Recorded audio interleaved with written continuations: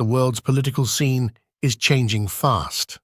Just recently, Malaysian Prime Minister Anwar Ibrahim met with Russian President Vladimir Putin in Vladivostok. During the meeting, Anwar emphasized Malaysia's non-aligned foreign policy, showing that his government isn't taking sides in the global power struggle. He's just the latest leader to visit Russia, despite efforts by Western countries to isolate Moscow. Both leaders talked about strengthening their partnership in areas like aerospace, advanced technologies, and food security. Some people think this means Malaysia is getting closer to BRICS countries, and they worry it might harm Malaysia's relationship with the US and Europe, as the country seems to be leaning more towards Beijing and Moscow.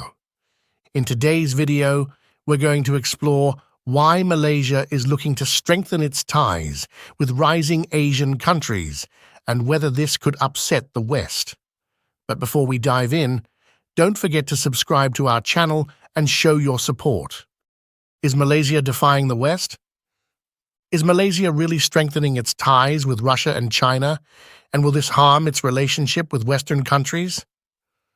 Anwar is actually the third Asian leader to meet with Putin in the last 3 months, following the Indonesian president-elect and defense minister Prabowo Subianto and Indian Prime Minister Narendra Modi. It's clear that many Asian leaders aren't letting the West's criticisms of Putin or his alleged war crimes affect their decisions.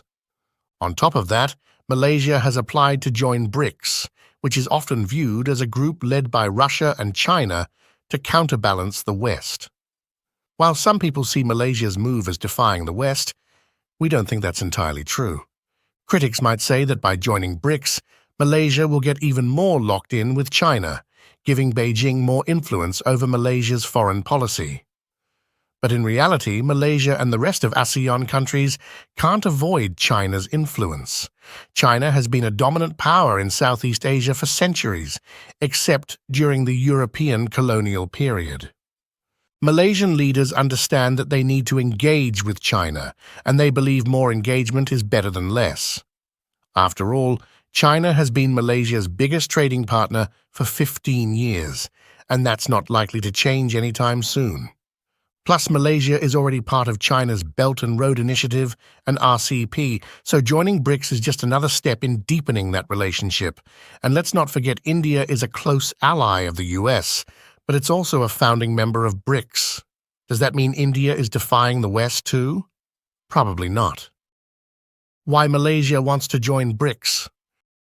The best way to look at Malaysia's decision to apply for BRICS membership is that it gives the country a bigger international platform as a middle power, along with potential economic benefits. There are big differences within ASEAN when it comes to how countries view China's rise. The ongoing disputes over the South China Sea highlight these divisions, so it makes sense that Malaysia would want to find other international platforms to push its national interests. Joining BRICS is also pretty simple. It's a loose coalition focused on trade and political discussions, and members don't need to change their domestic laws to align with the group, unlike joining something like the European Union. So, Malaysia can participate without having to make major internal changes. A big part of BRICS is about boosting trade among global South countries, with China playing a key role. Malaysia is already a part of the China-led RCEP, which does require domestic adjustments, so joining BRICS is really just a natural next step. Malaysia isn't the only ASEAN country interested in BRICS. Vietnam, Thailand, and possibly the Philippines are likely to follow, partly because Indonesia, ASEAN's biggest player, is already in the G20. Indonesia has a larger platform, so it's no surprise that other ASEAN nations want to find bigger platforms too.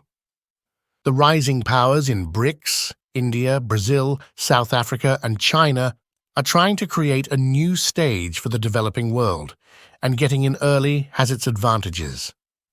Malaysia is already a bit late compared to countries like Iran, Egypt, Ethiopia, and the UAE, who joined at the start of 2024. Let's not forget BRICS represents about 45% of the world's population and 1/3 of global GDP. It could potentially become another version of the G7, but for developing nations. Malaysia also aligns with some core BRICS goals. For example, BRICS supports moving away from reliance on the US dollar for global trade, and Malaysia agrees that more trade should be done using other currencies. Malaysia probably also hopes to benefit from the BRICS Development Bank in the long run. Malaysia accelerates de-dollarization. Since Anwar Ibrahim became Prime Minister, he's been working hard to reduce Malaysia's reliance on the US dollar. When he announced Malaysia's plan to join BRICS, he hinted at some of the challenges the country faces in a world where the US dollar dominates. During his recent trip to China, Anwar even proposed creating an Asian monetary fund. Back in Malaysia, he told lawmakers that with economic powerhouses like China and Japan in the region, there's no reason for Malaysia to stay dependent on the US dollar. In fact, the central banks of China and Malaysia have already started talking about settling trade in each other's currencies. Earlier this year, India made a bold move by allowing trade between India and Malaysia to be settled in Indian rupees, marking a key step towards de-dollarization. This helps shield Indian trade from issues like the Russia-Ukraine conflict. Many countries, once heavily reliant on the US dollar, have been moving away from it, Russia being a prime example. Last year, ASEAN countries signed an agreement aimed at improving regional payment connectivity and using local currencies for trade. This is part of a broader effort to move away from the US dollar. With Malaysia set to take over the ASEAN chairmanship in 2025, its leadership role in the region will be in the spotlight. Anwar has already invited Putin to the ASEAN summit in 2025, showing Malaysia's push for more regional influence. De-dollarization seems to be a growing trend, with countries, especially in the global south, moving to reduce their dependence on the US dollar.